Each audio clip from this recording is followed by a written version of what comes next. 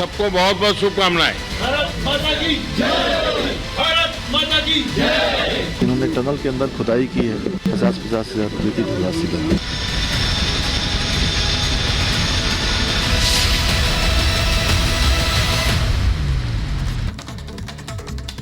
तो 41 श्रमिकों का रेस्क्यू कर लिया गया है। सकुशल सभी मजदूर बताए जा रहे हैं। ऋषिकेश के एम्स शिफ्ट किया गया है, लेकिन इन सब के बीच जब रेस्क्यू के दौरान मौजूद थे केंद्रीय मंत्री जनरल वीके सिंह, उनसे मीडिया ने बात की तो वो ये कह रहे हैं कि ये अलग तरह का ऑपरेशन था, ये अलग तरह का रेस्क्यू ऑपरेशन था।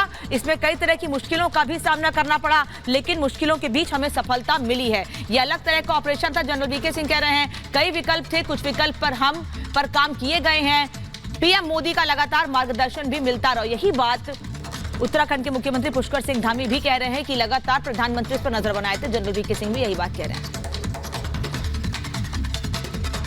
देखिए, ऑपरेशन अपने आप के अंदर एक अलग तरह का ऑपरेशन था, क्योंकि मजदूर फंसे हुए थे, उनको निकालना है, वहां तक पहुंचना है, उसके लिए अलग अलग तरीके के विकल्प थे।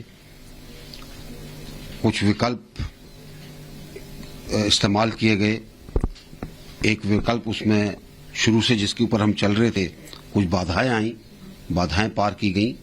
और सबसे बड़ी बात इस रेस्क्यू की ये रही कि इसके अंदर प्रधानमंत्री जी का पूरा मार्गदर्शन मिलता रहा, उनकी निरंतर इसके ऊपर नजर रही। तो ये सब चीजें जो हैं, इसको जितने लोग वहां पे काम कर रहे थे, जितनी संस्थाएं काम कर रही थी, जितने एजेंसीज काम कर रही थी, उन सबका उत्साहवर्धन भी हो रहा था और हमें समन्वय करने के अंदर मदद मिल रही थी। हमारे मंत्रालय का काम था और एक प्रधानमंत्री जी ने 2014 के बाद देश को एक गारंटी दी है कि कोई कहीं फंस जाएगा तो भारत सरकार उसको निकाल कर लाएगी। तो इस गारंटी के ऊपर हमको भी तो अमल करना है ना। अब उनके साथ हैं, उनके जो काम हमारे मंत्रालय का है और जो वो काम देंगे तो हम पूरी तरीके से उसको पूरा करके लक्ष्य प्राप्ति के लिए जो भी करना है वो करेंगे। तो लगभग 400 घंटे की कड़ी मशक्कत के बाद 41 श्रमवीरों को बाहर निकाल लिया गया है। 17 दिन तक ये रेस्क्यू ऑपरेशन चला, लेकिन इसमें जो सबसे ज्यादा काम किया गया वो यहाँ जो रेड माइनस आए हुए थे उनके द्वारा किया गया। 26 घंटे तक बिना रुके खुदाई करते रहे और उसके बाद इन 41 श्रमिकों को बाहर निकाला। कैसे पूरे रेस्क्यू ऑपरेशन के नायक रहे, इस खबर में देखिए।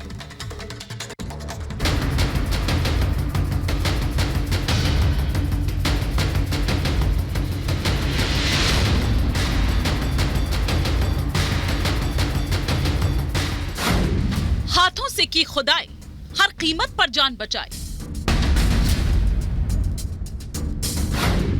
पहाड़ में छेद, चट्टान दिया छेद।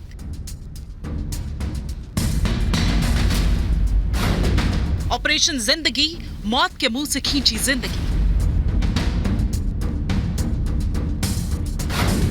दुनिया ने देखा टनल वीर का दम। ये वो हैं जिन्होंने मौत के मुंह से खींचकर 41 जिंदगियों को बाहर निकाला। ये हैं ऑपरेशन जिंदगी के असली हीरो। ये हैं वो टनल वीर जिनके दम को दुनिया ने देखा। इन टनल योद्धाओं को आज पूरा देश कर रहा है सलाम। 16 दिनों के अथक प्रयास के बाद जब मशीनों ने हार मान ली, तब इन रैट माइनर्स ने देश को भरोसा दिलाया और हाथों से पहाड़ का सीना चीर 41 जिंदगियों को बाहर खींच निकाला।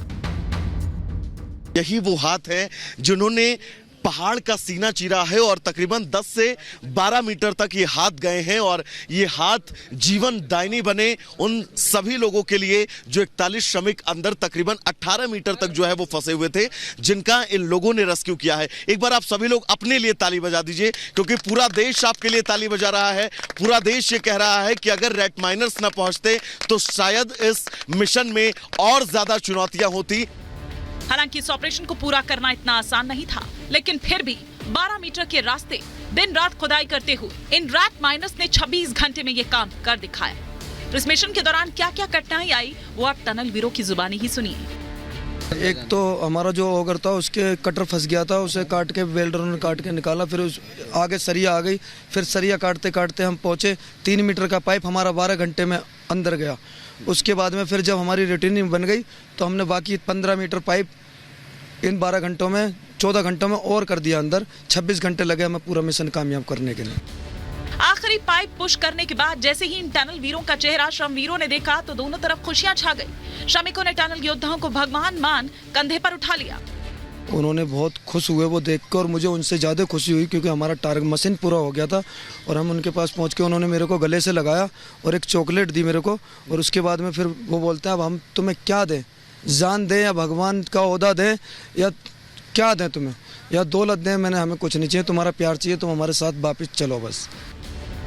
टनल वीरों यानी रैट माइनर्स का नाम सिर्फ 12 मीटर रास्ते की खुदाई करना नहीं था, क्योंकि नर्म पहाड़ के नीचे खुदाई काफी मुश्किल होती है। लगातार लैंडस्लाइड का खतरा बना रहता है। मलबे को निकालना बेहद कठिन था।